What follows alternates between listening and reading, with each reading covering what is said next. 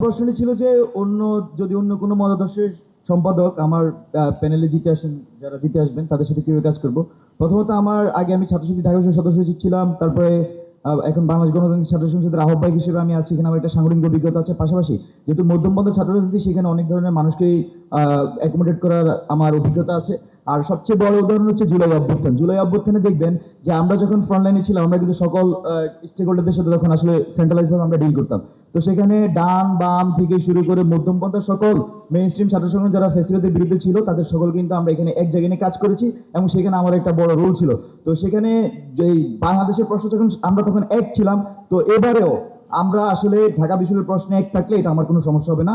দ্বিতীয় প্রশ্ন ছিল যে বহিরাগত কিভাবে নিয়ন্ত্রণ করব। বহিরাগত নিয়ন্ত্রণের পাশাপাশি আবার একই সাথে নাগরিক পরিষদটাও নিশ্চিত করা। তো সেক্ষেত্রে এটা আমরা আজকে বলছি না, আমরা আগে থেকে বলছি। এখানে যখন কিছু নির্দিষ্ট টাইমগুলো আছে, নির্দিষ্ট দিনগুলো আছে, সেই দিনগুলোতে এখানে বেশি ভিড় হয়। সেই দিনগুলোতে আমরা দেখি বিশ্ববিদ্যালয় প্রশাসন ইতিমধ্যে ব্যবস্থা নিয়েছেন, তারা আমাদের বিশ্ববিদ্যালয়ের শিক্ষার্থী দিয়েই বহিরাগত নানাভাবে তারা নিয়ন্ত্রণ করেন। আমি মনে করি এটা একটা ভালো মেথড। পাশাপাশি এখানে যে বাইরের বাসগুলো গাড়িগুলো যেই সময়টাতে এই রাস্তাকে পাস করতে দেয়, সেটা বন্ধ করলে অনেকাংশে এটা কমে আসবে।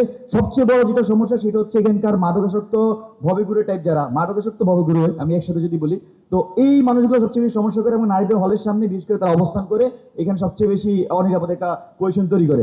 আর উদ্যানে যে মাদক সেবন থেকে শুরু করে উদ্যানের মধ্যে আমরা নানা ধরনের অপকর্মের কথা শুনি, সেটা নিয়ন্ত্রণ আনলে আমি আশাবাদী ঢাকা বিশ্ববিদ্যালয়ের যে রোডগুলো, সেখানে যদি মানুষ আমাদের প্রক্টোরিয়াল টিম সহ নিরাপত্তা কর্মী থাকে, তাহলে বিশ্ববিদ্যালয়টি নিরাপদ বিশ্ববিদ্যালয়ে রূপান্তর করা যাবে। ধন্যবাদ। আসসালামু আলাইকুম।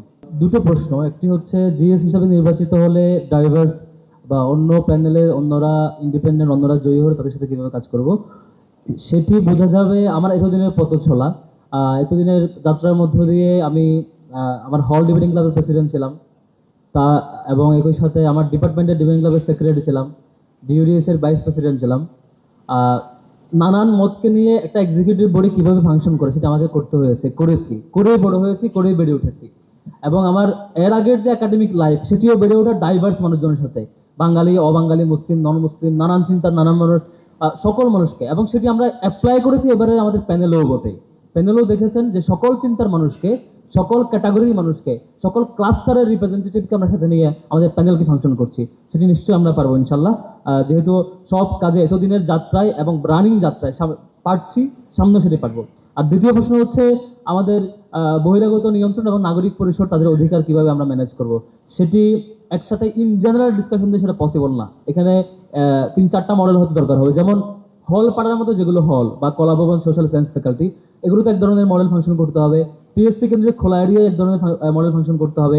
আবার ক্যাম্পাসের একটু বাইরে মৈত্রী হল কিংবা সুফিয়া কামাল হল, এই কেন্দ্রিক এরিয়াতে একটু অন্য অন্য মডেল ফাংশন করতে হবে। তিনটাতে 3 ধরনের মডেল, টাইমিং ও মডেল ডিফারেন্ট হবে। সেজন্য প্রক্টোরিয়াল বডি, সিকিউরিটি টিমের সংখ্যা বাড়াইতে হবে। এবং যেগুলো একদম ভিতরের জোন, এগুলোতে ফুল টাইম লক রাখা যায়, বহিরাগতরা যাতে ঢুকতে না পারে।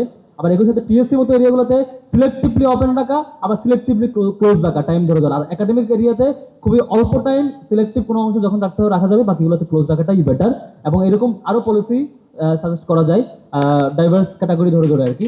ইন জেনারেল বহিরাগত বন্ধ করে দেবো সেটাও সমাধান না, সব ওপেন করে দেবো সেটাও সমাধান না। এই দুটোর মাঝামাঝি এসে আলাদা করে করে সমাধানটা বের করতে হবে। Thank you. প্রশ্ন ছিল যে আমাদের যে নির্বাচিত একটি প্যানেল হবে বা নির্বাচিত যে বডি হবে, সেখানে অন্য পথের মানুষ থাকলে আমরা কিভাবে একসাথে কাজ করতে পারি। আপনারা দেখেছেন ইতোমধ্যে আমি এটার প্রমাণ দিয়েছি। আমাদের এক প্রার্থীকে নিয়ে রিট করা হয়েছিল, আমি এই রিটের প্রতিবাদ করেছি যে রিট যদি করতে হয় আরও পূর্বে করা উচিত ছিল, নির্বাচনের 7 দিন আগে করা উচিত হয়নি। এবং সব থেকে বড় কথা, আমার ছোট ভাই বললো আমরা নির্বাচিত হবে ভাবতে হবে, ভাবতে তো 1 বছর চলে যাবে। এই জন্য আমি আপনাদের উপর ভরসা রেখে অলরেডি আজকে কিন্তু আমি ফেসবুকের মাধ্যমে নির্বাচিত হলে আগামী 100 দিনের কর্মপরিকল্পনা আমি ইতোমধ্যে কিন্তু এটা ঘোষণা করেছি। তার ভিতরে আমাদের একটি আছে যে আমরা বহিরাগত নিয়ন্ত্রণ এবং যানজট নিয়ন্ত্রণে কি করতে পারি। আমরা পূর্বে দেখেছি ঢাকা বিশ্ববিদ্যালয়কে এক ধরনের ক্যান্টনমেন্ট বানানো হয়েছে, বিভিন্ন প্রবেশদ্বার বন্ধ করে দেওয়া হয়েছে, কিন্তু এখানে কিন্তু ঢাকা মেডিকেল সহ বাংলা একাডেমি সহ বিভিন্ন গুরুত্বপূর্ণ স্থাপনা রয়েছে। এর জন্য আমরা এই বিশ্ববিদ্যালয় এরিয়াকে গ্রিন, ইয়েলো এবং রেড 3 জোনে বিভক্ত করব যানবাহন এবং বহিরাগত নিয়ন্ত্রণের জন্য। সেখানে গ্রিন জোনে আমরা ঢাকা মেডিকেল, বাংলা একাডেমি ইত্যাদি বিভিন্ন ধরনের জনবহুল জায়গাকে গ্রিন জোনের ভিতরে রাখবো, এবং ইয়েলো জোনে আমরা অডিটোরিয়ামের মতো জায়গাগুলোকে রাখবো, যেখানে বিশ্ববিদ্যালয় অ্যালুমনাই, বিশ্ববিদ্যালয় স্টুডেন্টস এবং যারা সম্পৃক্ত থাকবে সে সকল ব্যক্তিবর্গ তাদের পরিচয় প্রদানের মাধ্যমে সেখানে প্রবেশ করতে পারবে। এছাড়াও আমরা রেড জোনে বিভক্ত করবো আবাসিক এবং একাডেমিক এরিয়াগুলোতে, যেখানে বহিরাগত সম্পূর্ণ রূপে সেখানে নিষিদ্ধ থাকবে। অর্থাৎ কলা ভবনের ক্লাসরুমে নিশ্চয়ই বহিরাগতের প্রয়োজনীয়তা নেই। এই জন্য আমরা এই বিশ্ববিদ্যালয়কে 3টি জনে বিভক্ত করব, যে এইভাবেই কিন্তু আমরা আমাদের যানবাহন এবং যে যানজট সেটা নিয়ন্ত্রণ করতে পারবো। ট্যাগিং এর রাজনীতি, বিভাজনের রাজনীতি আমি আশিক করি না। আশিকের রাজনীতি সুন্দর। আর কেউ যদি ওইরকম মানে ভিন্ন মতের যাই হোক, সে যদি কোনো ফৌজদারি অপরাধী না হয়ে থাকে, সে তো আমারই বিশ্ববিদ্যালয়ের বড় ভাই বা ছোট ভাই, বা সে তো আমারই বিশ্ববিদ্যালয়ের, তো আমার ওরকম কোনো সমস্যা নাই।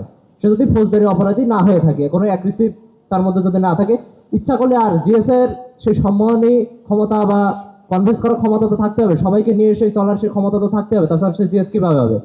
আর দ্বিতীয় পয়েন্ট যেটা বহিরাগত, এটা তো একদিনের সমস্যা না, বহুত দিন ধরে চলে আসা সমস্যা। এটার সমস্যার সমাধানও একদিনে হবে না, আস্তে আস্তে করা লাগবে। মেন যেটা করা লাগবে সেটা হলো প্রক্টোরিয়াল টিমের সদস্য বাড়াইতেই হবে। সেটা তাদের বাজেট দিয়ে হোক বা যেভাবে হোক, 4-5টা বা 10 জন সদস্য বাড়াইলে সেরকম কোনো ক্ষতি হয়ে যাবে না।